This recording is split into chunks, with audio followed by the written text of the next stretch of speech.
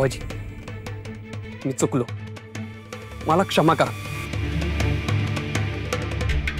यापुढे माझ्याकडून अशी चूक नाही होणार.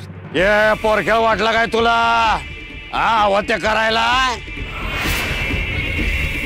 एवढी मोठी चूक केली तर कठोर शिक्षा व्हायलाच पाहिजे तुला.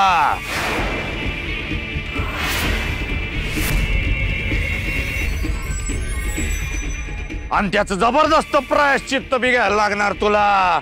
या चूक होणार नाही.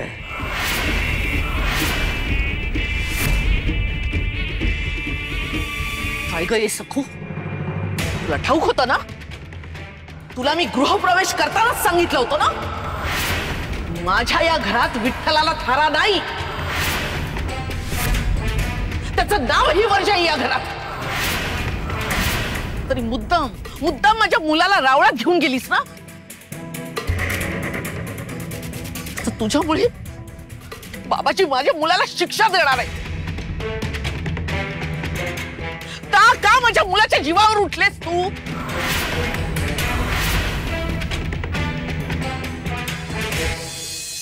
यांना शिक्षा देऊ नका तुम्ही, चूक माझी. माझ्यामुळे यांना रावळात यावं लागलंय. मी शिक्षा भोगेन, मी प्रायश्चित्त करेन. मी हात जोडते. आऊंची चूक नाहीये, चूक माझी आहे. तुम्ही मला शिक्षा द्या. चालेल, मग तुला देतो शिक्षा.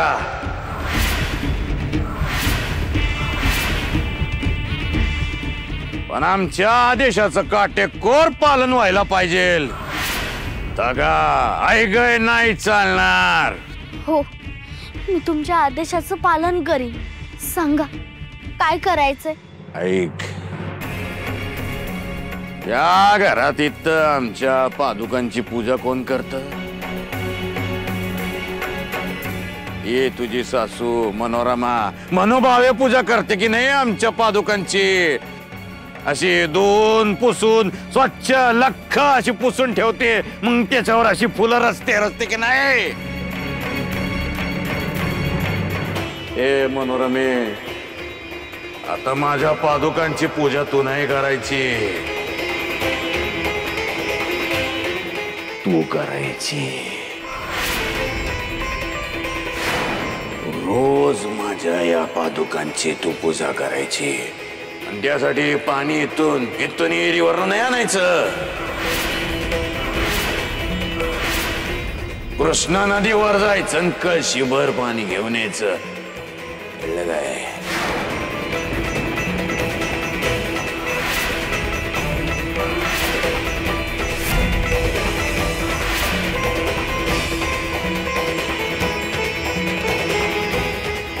आणि हे रोज करायचं. माझ्या विठुरायाचा रागराग करणाऱ्या या बाबाजींच्या पादुकांची पूजा, पण आऊंना त्रास होऊ नये म्हणून मी करीन. घरातले काम म्हणून करीन, पण आऊंना शिक्षा नको. होय, मी तुमच्या आदेशांचं पालन करीन, पण आऊंना शिक्षा देऊ नका. कळशी आणाय.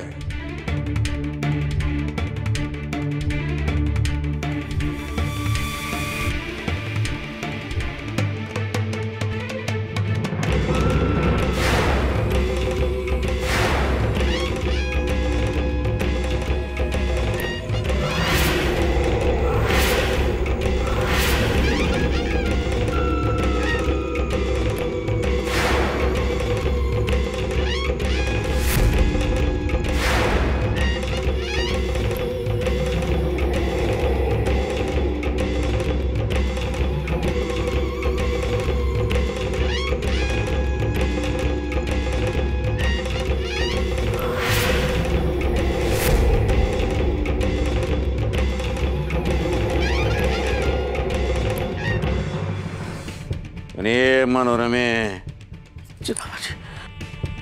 याच्याकडे लक्ष तू ठेवायचं.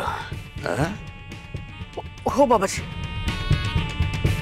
हिने चूक केली तर तुला शिक्षा होईल, लक्षात ठेव.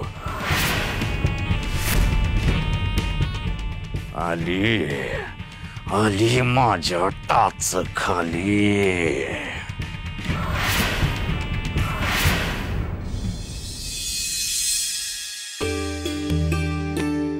माझ्यामुळे आहुंना खूप बोलणी खावी लागली, खूप त्रास सहन करावा लागला. मला त्यांची क्षमा मागायला हवी. काहीतरी निमित्त शोधून आहुंना भेटता येईल का? काय करू मी?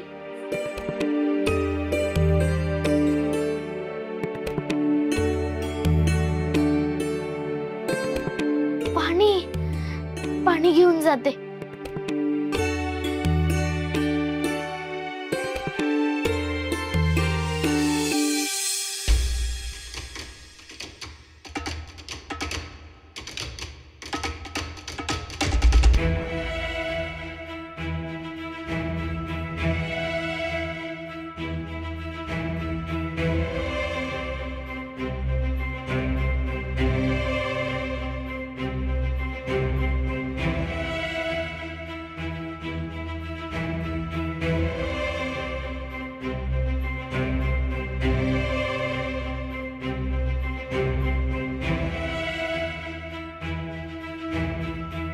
काय खेळ चाललाय?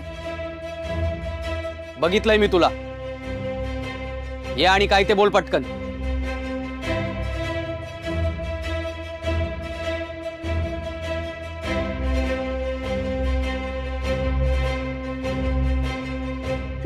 पाणी ठेवायला आले होते मी. ठेवलास ना? मग जा. आता काय? जा ना. ते जरा बोलायचं होतं तुमच्याशी. मग तेच विचारलं ना मी. मग बोलायचं सोडून पाण्याचा डोंग कशाला? झाला तेवढा तमाशा बास नाहीये का? मला अजून काही ऐकायचं बोलायचं नाही. आयुष्यात कधी कुणी अशा प्रकारे माझ्याशी बोललं नव्हतं. अशी मानहानी झाली नव्हती, तेही सगळ्यांसमोर. हो पण एक शब्द बोलू नकोस.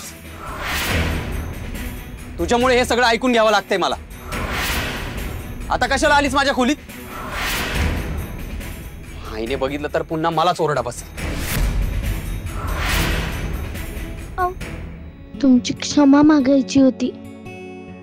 माझ्यामुळे तुम्हाला रावळात यावं लागलं. नाव घेऊ नकोस त्याचं. आईने 100 वेळा बजावून सांगितलं तरी तुझं तेच. म्हणूनच बाबाजींचा कोप झाला. तू जा बरं इथून.